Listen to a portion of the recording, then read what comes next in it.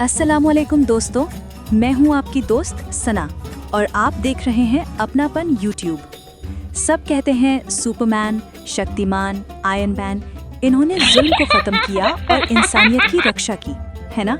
लेकिन सुनिए, मैं आपको बताती हूँ ये सब झूठ है। ये सारे काम असली में अल्लाह के वलियों ने किए हैं।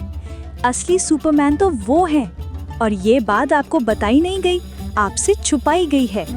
लेकिन डोंट वरी, मैं सना आपको अपने कार्टून के जरिए उन असली हीरो की कहानियां बताऊंगी। तो ज्ञान यात्रा में मेरे साथ जुड़ने के लिए फटाफट सब्सक्राइब कर दो। जज़ाकल्लाह। बिल्कुल।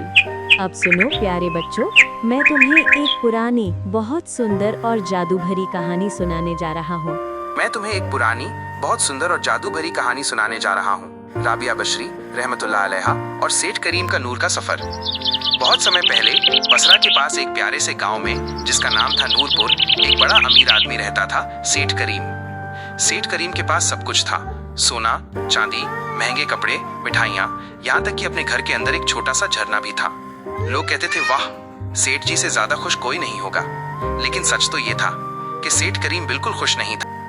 रात को जब सब लोग सो जाते, तब वो अपने सोने के बिस्तर पर लेटकर छत को देखता और सोचता, मेरे पास सब कुछ है, फिर भी दिल में इतना खालीपन क्यों है? एक दिन उसे ऐसा लगा जैसे कोई अंधेरा सा बादल उसके दिल के अंदर भर गया हो। कभी कभी उसे अपने पीछे दो छोटे छोटे बुरे जिन्न दिखाई देते थे। एक लाल रंग का था जो हमेशा कहता और पैसा जमा करो, और दूसरा हरा था जो चिल्लाता और ताकत चाहिए। वे दोनों हंसते रहते और सेठ करीम को चैन से जीने नहीं देते थे। थककर एक दिन सेठ करीम ने कहा, अब बहुत हुआ, मुझे असली सुकून चाहिए जो न पैसे में मिले न चीजों में। शायद कहीं कोई मुझे बता सके कि दिल का सुकून कहाँ मिलता है। बस उसी पल उसने अपना बड़ा महल छोड़ दिया। उसके कदमों के नीचे का सोना रेत बन गया और हवा में हल्की सी चमक दिखाई दी, जैसे छोटे छोटे तारे रास्ता दिखा रहे हों। वो चमक जैसे उसे पुकार रही थी, राबिया बसरी, राबिया बसरी। सेठ करीम ने सोचा, कौन है ये राबिया बसरी जिनका नाम हवा भी ले रही है? कहानी का दूसरा दो। वो उन रोशन कणों के पीछे पीछे चलता गया और आखिरकार एक दिन वो बसरा पहुंचा, एक छोटा सा शहर जहां से हल्की हल्की रोशनी उठ रही थी। वहां एक सादी सी झोपड़ी थी। उस झोपड़ी से एक अजीब सी प्यारी रोशनी निकल रही थी, न तेज न चुभने वाली, बस दिल को ठंडक देने वाली। वहीं बैठी थी अल्लाह की नेक बंदी राबिया बसरी रहमतुल्लाह अलैहा, जिनके चेहरे से सुकून टपक रहा था। सेठ करीम धीरे धीरे उनके पास पहुंचा और कहा, ए अल्लाह की बंदी, मैं बहुत अमीर हूँ, मगर मेरे दिल में सुकून नहीं है। हर दिन बेचैनी बढ़ती जा रही है, बताइए मैं क्या करूं? अल्लाह की नेक बंदी राबिया बसरी ने उसकी तरफ देखा और मुस्कुराई। उन्होंने कहा, ए अल्लाह के बंदे, जब दिल दुनिया की चीजों से भर जाता है तो उसमें अल्लाह का नूर नहीं ठहरता। अगर सुकून चाहिए तो अपनी मोहब्बत दुनिया से नहीं, अल्लाह से करो। फिर उन्होंने अपनी तस्बीह उठाई। हर दाना जब उनके हाथ से गुजरता तो उसमें से एक छोटी सी रोशनी निकलती और सेठ करीम के दिल में जा बसती।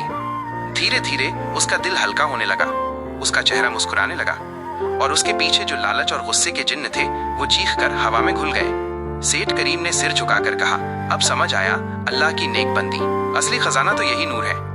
राबिया बसरी ने कहा, हाँ, जो अल्लाह से मोहब्बत करता है उसके दिल में सबसे बड़ा जादू होता है नूर का जादू।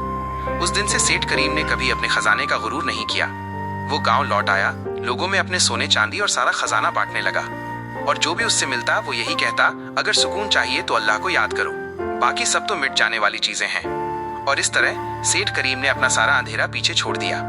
उसके दिल में बस नूर रह गया, वो नूर जो रब की मोहब्बत से जगमगाता है।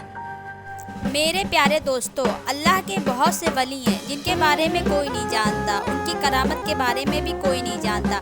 मैं अपने वीडियो के जरिए आपको अल्लाह के वलियों के बारे में जानकारी देना चाहती हूँ। बस आपको मेरे चैनल को सब्सक्राइब करना है, लाइक करना है, कमेंट में बताइए आपको ये वीडियो कैसी लगी, ताकि आगे मैं और भी अच्छी वीडियो बनाऊँ।